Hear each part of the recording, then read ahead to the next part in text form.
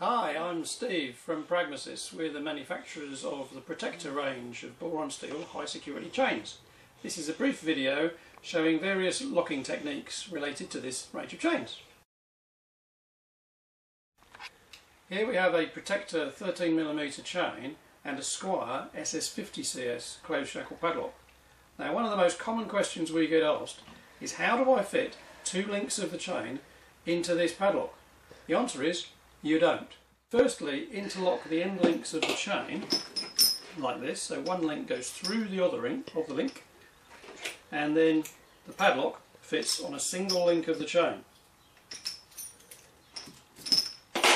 preventing it from being pulled back. The disadvantage of this approach is that it uses almost a whole link of chain just in fitting the lock.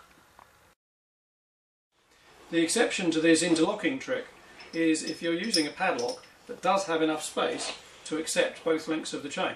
If you're in that situation, put both links of the chain into the lock. Here we have a Squire shutter lock.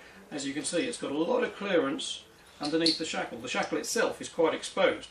So by putting both links of the chain, we're able to give a bit more protection to the shackle of the lock.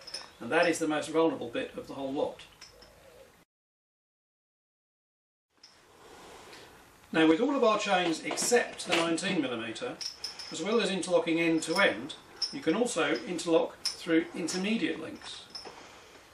And by either cutting the cable tie on the sleeve or cutting a slit in the sleeve itself, you can gain access to these intermediate links.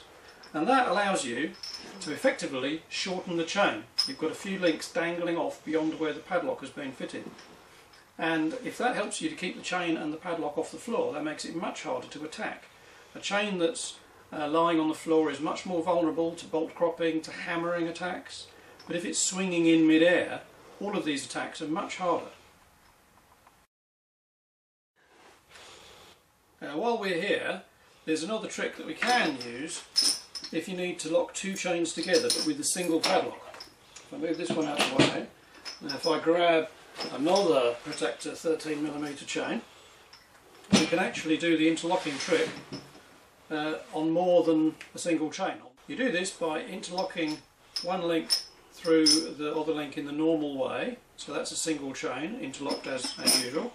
Then you grab the first end of the second chain and put that sideways through where you would have put the padlock.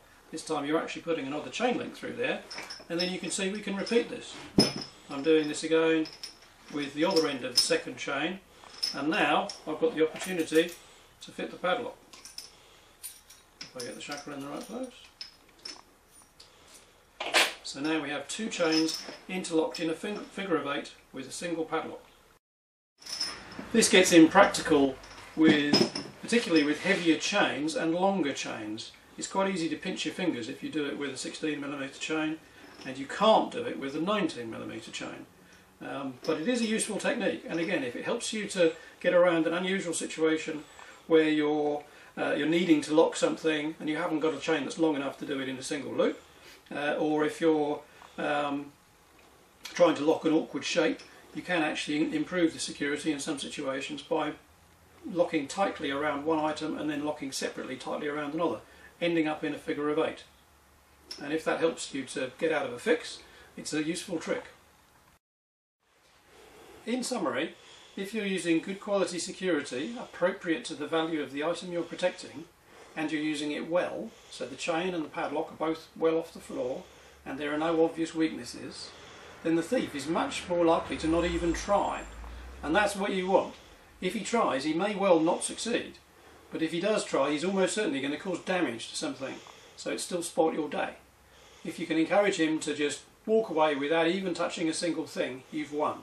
And that's the result we want every time.